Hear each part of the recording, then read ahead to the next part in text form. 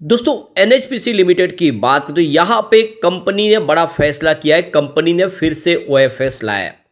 अब ये ओएफएस किसके लिए है और डेट क्या है वो समझेंगे इस वीडियो के माध्यम से।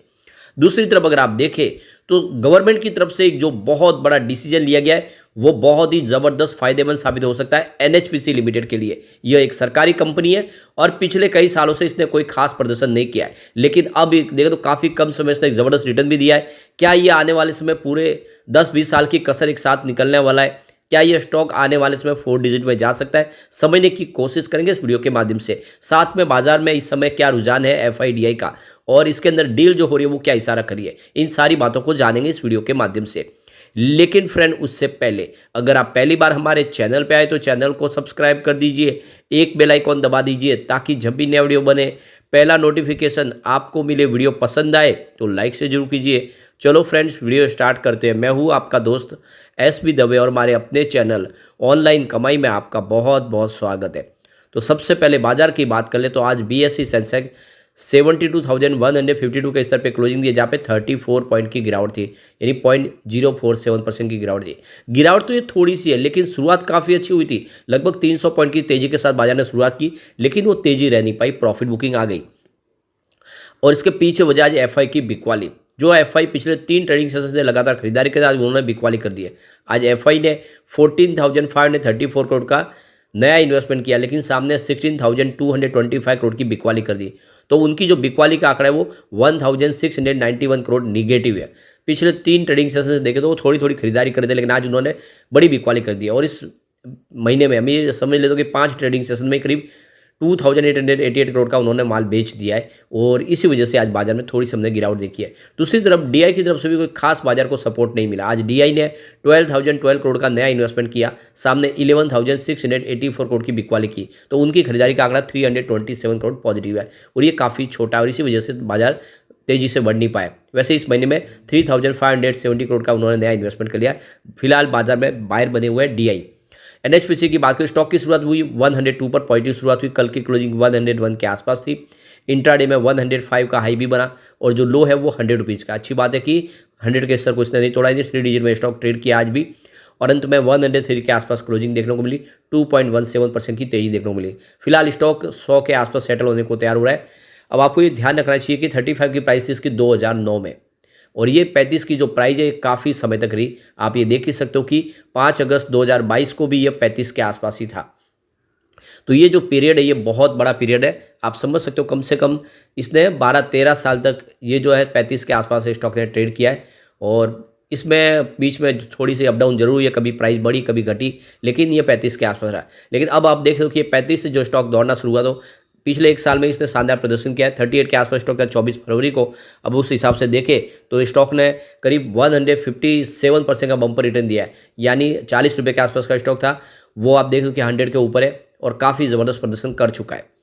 वॉल्यूम देखें तो पिछले 1 महीने पहले इसका 19 करोड़ का वॉल्यूम था, 6 करोड़ की डिलीवरी उठाई गई थी। 1 वीक पहले 37 करोड़ का वॉल्यूम होता, 10 करोड़ की डिलीवरी उठाई गई थी और कल 19 करोड़ का वॉल्यूम होता, 5 करोड़ की डिलीवरी उठाई गई थी और आज भी 19 करोड़ का वॉल्यूम हुआ है।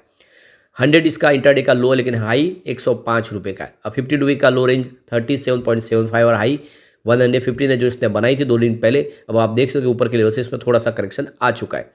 ऑल टाइम लो रेंज 14 की और हाई 115 की जो इसने रिसेंटली बनाई 2 दिन पहले। अब इसकी परफॉर्मेंस देखें तो 31 जनवरी को स्टॉक 90.95 के आसपास था जहाँ पे 3.80% की तेजी बनी। 1 फरवरी की बात करें तो 91.40 के आसपास स्टॉक है जहाँ पे 0.5% की फिर से तेजी बनी और 10 फरवरी को स्टॉक 100 के आसपास आ गया जहाँ पे 10.1% की बम्पर तेजी बनी और 5 फरवरी को स्टॉक 103 के आसपास आया जहाँ पे 3% की तेजी बनी और 6 फरवरी को काफ़ी ज़बरदस्त स्टॉक दौड़ा कल और फिर ऊपर के लेवल से आ गई प्रॉफिट बुकिंग। स्टॉक 101 के आसपास जहाँ पे 2.3% की गिरावट हुई लेकिन आज फिर से पॉजिटिव क्लोजिंग हुई। इस बात का सबूत है कि स्टॉक ज़्यादा गिरने को तैयार नहीं है। अब यहाँ पे बड़ी अपडेट निकल के आ रही है। एनएचपीसी लिमिटेड ने एक्सचेंज को जानकारी दी है कि उन्होंने अपने एम्प्लॉयज़ के लिए ओएफएस लाया। अब तो इससे पहले जनरल पब्लिक के लिए, रिटेल इन्वेस्टर के लिए 66 की प्राइस में ओएफएस लाया गया था सरकार की तरफ से और अब की बार एम्प्लॉयज़ के लिए ओएफएस लाया गया और जो उसकी प्राइस रखी गई है वो 71 रुपीज़ की है, जो काफ़ी कम है। इस समय करंट प्राइस से काफ़ी नीचे और इस वजह से थोड़ा सा इसमें दबाव देखने को और मिल सकता है क्योंकि ये अभी जो अपडेट लेटेस्ट आई है और आप देख सकते हो कि इसमें प्राइस काफ़ी नीचे रखी गई है। सरकार ने इसकी जो प्राइस डिसाइड की वो 71 रुपीज़ है, तो इस हिसाब से थोड़ा स्टॉक और नीचे आ सकता है, ऐसी संभावना दिखाई दे रही है।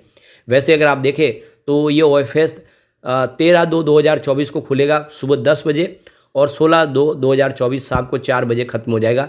तो ये देख सकते हो कि 13 से लेकर 16 तारीख तक के लिए उनके एम्प्लॉयज़ के लिए, जो कंपनी से संबंधित एम्प्लॉयज़ हैं उन एम्प्लॉयज़ के लिए ये OFS लाया गया है और इस OFS की प्राइस रखी गई है 71 और इस 71 की प्राइस की वजह से यहाँ पे कुछ दबाव तो देखने को मिल सकता है। भले ही इसका असर रिटेल इन्वेस्टर के ऊपर न पड़े, लेकिन एक साइकोलॉजिकल इफेक्ट होता है कि इसकी प्राइस सरकार ने 71 रखी है और 100 के ऊपर स्टॉक है, तो थोड़ा सा नीचे आ सकता है। लेकिन मेरे हिसाब से वो आपके लिए गोल्डन अपॉर्चुनिटी है, जितना नीचे मिले इसमें खरीदारी करें। एक बड़ा मल्टीबैगर बनने को बिल्कुल ये तैयार है। अब यहाँ पे एक बड़ी गुड न्यूज़ निकल के आ रही है। NHPC लिमिटेड जो ग्रीन हाइड्रोजन के प्रोजेक्ट कर रही है, लद्दाख में इन्होंने एक जेंसोल के साथ मिलके एक बड़ा प्रोजेक्ट कर रही है। तो यहाँ पे देखो कि ग्रीन हाइड्रोजन को लेकर सरकार ने भी बड़ा फैसला किया है।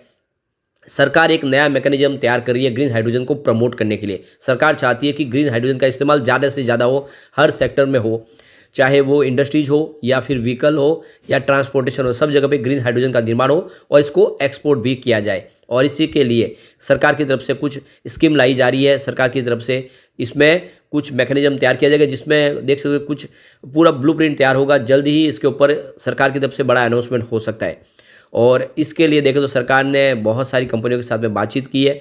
इसकी मीटिंग हुई है। इस मीटिंग को आप देख सकते हो कि हमारे न्यू एनर्जी और पावर मिनिस्टर RK सिंह ने इसकी अध्यक्षता की थी, जिसमें ये न्यू दिल्ली में जो मीटिंग हुई है मंगलवार के दिन, उसमें बहुत सारे फैसले लिए गए।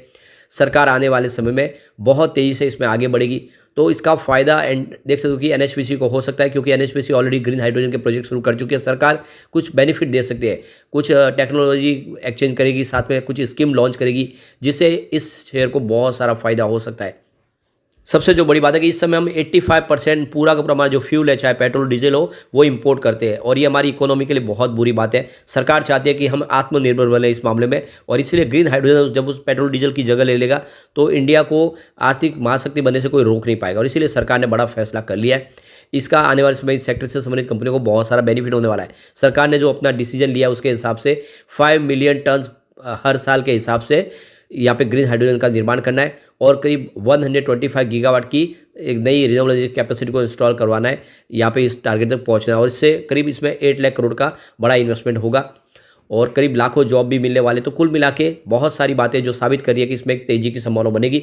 ऐसे में अगर आप लॉन्ग टर्म इन्वेस्टर हैं तो बिल्कुल खरीदारी करें, डीप में मौका देकर खरीदारी करें। शॉर्ट टर्म इन्वेस्टर एक बार चाहे तो थोड़ा सा प्रॉफिट बुक कर सकते हैं, क्योंकि इस OFS के बाद कुछ और प्राइस नीचे आ सकती है। अब एक बार हम बड़ी डील की तरफ चलते हैं। सुबह 9:15 पर 102 की प्राइस से 6,62,000 शेयरों की खरीदारी हुई। उसके बाद 9:15 पर 102 की प्राइस से ही करीब यहाँ पे देखो कि 10,53,000 शेयरों की बिकवाली हुई। उसके बाद 9:15 पर 102 की प्राइस से 15,16,000 शेयरों की खरीदारी हुई। उसके बाद 9:16 पर 102 की प्राइस से 10,15,000 शेयरों की फिर से बिकवाली हुई। उसके बाद 9:42 पर 104 की प्राइस से 8,12,000 शेयरों की फिर से खरीदारी हुई। तो फिर 10:01 पर 103 की प्राइस से 7,11,000 शेयरों की फिर से बिकवाली हुई। उसके बाद 10:36 पर 102 की प्राइस से 5,76,000 शेयरों की एक बड़ी खरीदारी हुई। उसके बाद 11:27 पर 101 की प्राइस से 6,94,000 शेयरों की खरीदारी और हुई। तो उसके बाद 11:32 पर 101 की प्राइस से 6,93,000 शेयरों की बिकवाली हुई। तो ये क्लियरली आप समझ सकते हो दोनों तरफ का माहौल बना हो। कुछ बड़े फंड हाउस हैं जो प्रॉफिट बुकिंग करें, लेकिन खरीदारी भी हो रही है। ऐसे में कह सकते हैं कि आने वाले समय फिर से तेजी की संभावना बनेगी और स्टॉक अच्छा रिटर्न आपको दे सकता है। तो लॉन्ग टर्म इन्वेस्ट के लिए अच्छा मौका है, खरीदारी इसमें कर सकते हैं आप। यहाँ पे कम्युनिटी सेंटीमेंट देखें तो 69% बाय की कॉल निकल के आ रही है और 8% सेल की कॉल है, 23% होल्ड की कॉल है। इसका मतलब यह है कि लोगों का ज़्यादा करके पॉजिटिव रुझान बना हुआ है। 100 में से 92% लोग इसको लेना पसंद करें, लोगों का रुझान इसमें पॉजिटिव बना हुआ है। अब एक बार हम इसके पिवट लेवल को चेक कर लेते हैं। तो यहाँ से अगर गिरावट होती है तो 97 का पहला सपोर्ट है, ये सपोर्ट टूटा तो स्टॉक आपको सीधा 94 तक जाता हुआ दिखाई देगा। गिरावट और जारी रही तो फिर 88 तक भी जाने की संभावना बन जाएगी। पॉजिटिव माहौल बना तो 106 का फर्स्ट रेजिस्टेंस है, इसको पार कर लिया तो स्टॉक आपको सीधा 112 तक जाता हुआ दिखाई देगा, जो ऑलरेडी देखें तो इसकी पुरानी हाई है। और इसको पार करते ही 115 तक जा सकता है।